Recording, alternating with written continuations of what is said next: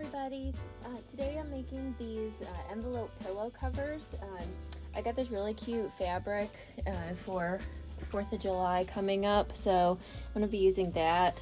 It's an outdoor fabric to make some outdoor throw pillows. So they're these envelope pillow covers, so it just slides right in. They're machine washable, so if they get rained on or gross, you can throw them in the washer, but I really like these and they come together super quick. So here's another one that I made. So let's go ahead and get started. So the pillow cover that I am making, I'm making it for an 18-inch square pillow. So you're going to want to cut one piece of fabric that is 19 inches square, and then one piece that is 13 inches by 19 inches, and another piece that is 14 inches by 19 inches. Alright, so the first step that we're going to do is cover up these raw edges on the ends here, the part that you're going to see.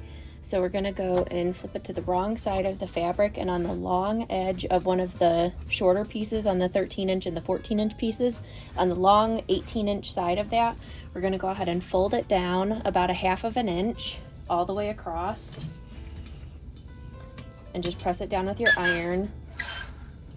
This outdoor fabric can be a little stubborn, so I like to hit it with some steam. And I'm just estimating at that 1/2 inch. And then we're going to go ahead and fold it over again so that the raw edge is encased in there and you don't have a raw edge that's going to be visible. And then we'll hit that with some steam again.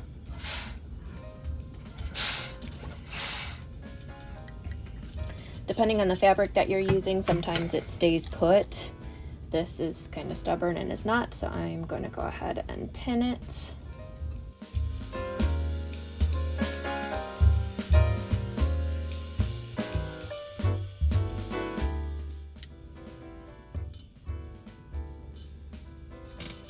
And then do the same with that other shorter piece.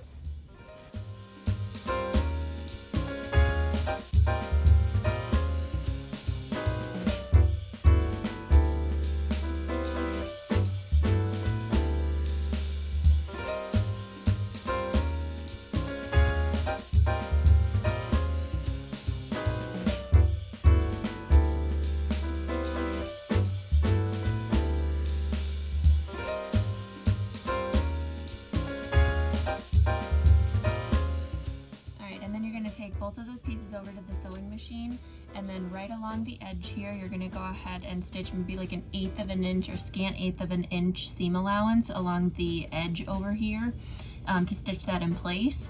I like to do 2 rows of stitching. I think it just looks nice. It's totally optional. This is just to encase that raw edge, but do whatever you want to do. I like the 2 lines of stitching.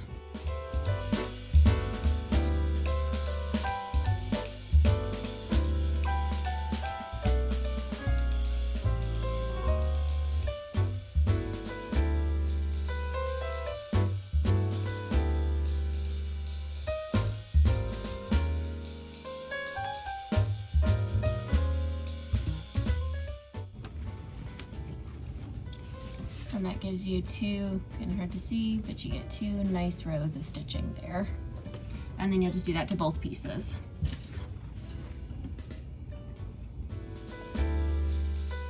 Alright, so now that you have those 2 pieces that have the seam allowance encased and it has a nice finished edge there, you're going to go ahead and start assembling it. So you're going to take that 19 by 19 inch piece and you'll flip it over. No, sorry.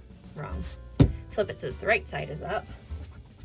And then you'll take, this part doesn't really matter that I have found, but you're going to take one of those pieces and place it so that the right sides are together with that finished edge into the center.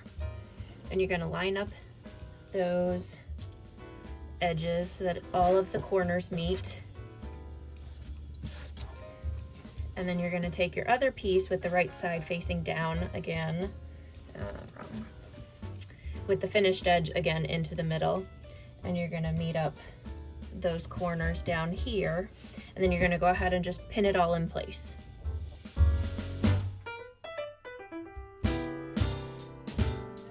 that the entire thing is stitched up, we're gonna go ahead and sew around the entire thing at a 1/2 inch seam allowance.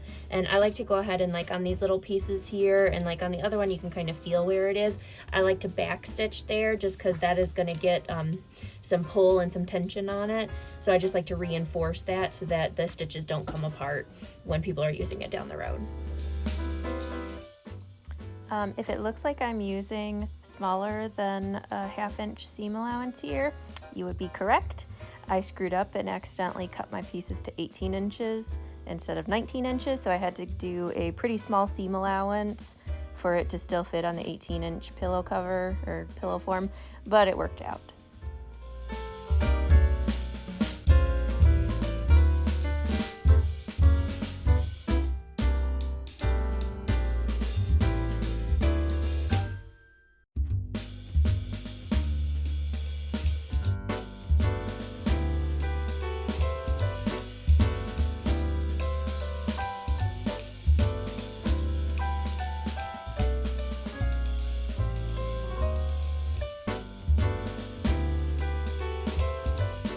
I got my seam allowance trimmed down and I used those pinking shears instead of zigzag stitching. You can totally zigzag stitch, it's just the machine that I use every day is a straight stitch only machine, and I didn't feel like getting out my machine that has the zigzag function on it. So I use pinking shears and then trim down the corners too so that they can poke out nicely.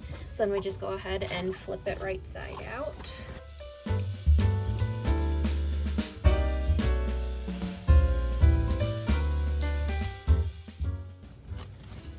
I use a little chopstick thing. I think I got it in a package of batting at one point, so I just used that to poke out the corners. Don't push too hard. Your chopstick will go through the corner.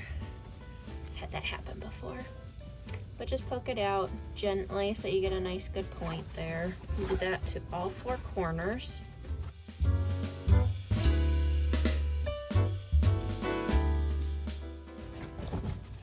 And then a last optional step that I like to do is to go ahead and give the edges a press just so that you can have a nice flat edge there. But that is totally optional if you feel like doing it. All right, and then you are done. Now you just need to get your pillow form and go ahead and throw it in there. So I got my pillow form. I saw this on another video one time, but it definitely works. The easiest way to get this in there is to karate chop it so that you can hold it in half like this, and then go ahead and insert this half in here. And then you're just going to grab the other, kind of shove it down back in. And there we go. Just kind of get the form it in there so that the corners of the pillow form go all the way into the corners of your cover.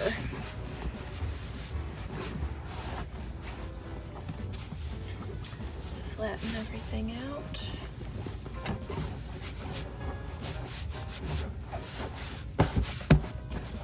There we go. All done.